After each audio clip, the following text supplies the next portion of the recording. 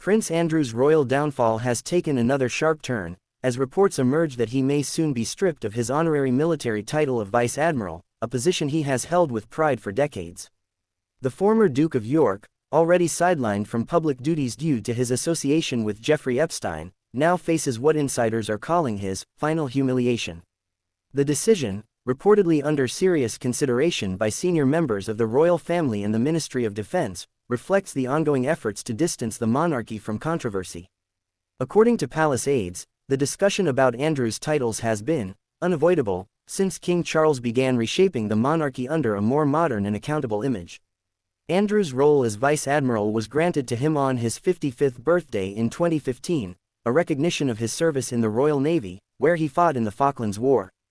At that time, it was seen as a symbolic gesture of respect for his military contribution, even though he had long stepped back from active service. However, since the Epstein scandal broke in Andrew's disastrous 2019 BBC interview, his reputation has been severely damaged.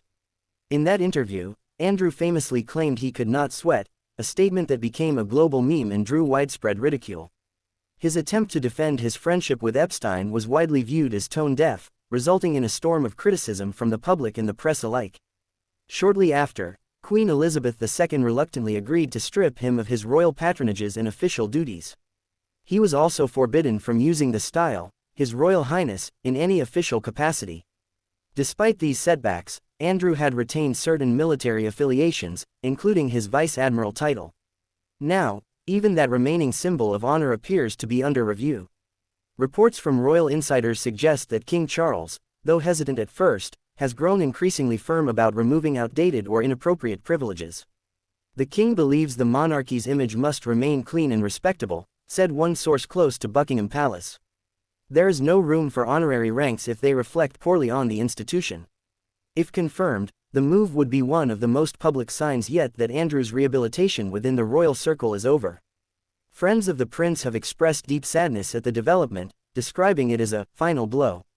They argue that Andrew has already paid a heavy price, losing his titles, roles, and public standing.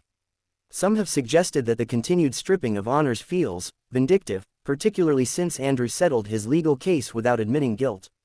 Nonetheless, public sentiment remains firmly against him.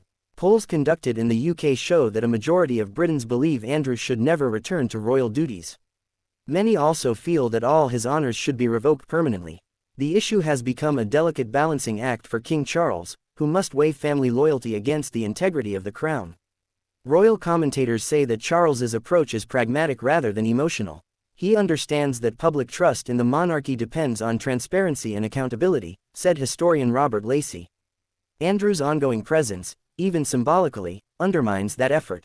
The Ministry of Defense has reportedly been consulted about the legal procedures necessary to remove Andrew's rank. If the process moves forward, it would mark a rare instance of a royal being stripped of an honorary military position. Such measures are typically reserved for cases involving serious misconduct. The final decision, however, lies with King Charles himself. Palace sources say an announcement could come quietly in the next few months. Andrew, meanwhile, continues to live at the Royal Lodge in Windsor, maintaining a low profile. He is said to spend much of his time writing, reading, and maintaining contact with a small circle of loyal friends. Despite his exile from royal duties, Andrew reportedly remains close to his mother's memory and continues to honor her privately. But his relationship with his brother, the king, is said to be distant and formal. Queen Camilla is believed to support Charles's firm stance, prioritizing the monarchy's image over personal sentiment. The Duke's daughters, Princess Beatrice and Princess Eugenie, are reportedly heartbroken over their father's ongoing troubles. Both women have sought to distance themselves publicly from the scandal while quietly supporting him in private. Royal insiders say Beatrice, in particular, has urged compassion, reminding palace officials of her father's years of loyal service. However, Charles is said to have made up his mind. Sentiment can't guide royal duty, he reportedly told one advisor. The stripping of medals could follow soon after, further eroding Andrew's connection to his former military life.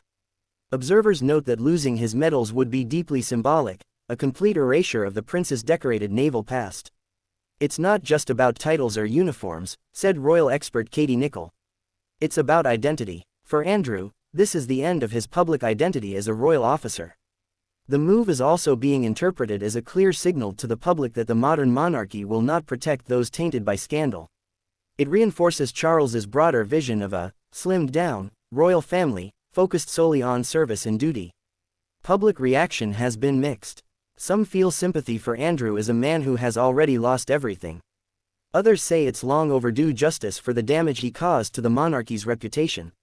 Social media discussions have reignited debates about privilege, accountability, and the limits of royal forgiveness. Meanwhile, Buckingham Palace has declined to comment officially, describing the reports as speculative. But few doubt that the decision is imminent. As one royal watcher put it, this isn't just about Andrew. It's about the future of the monarchy's moral compass.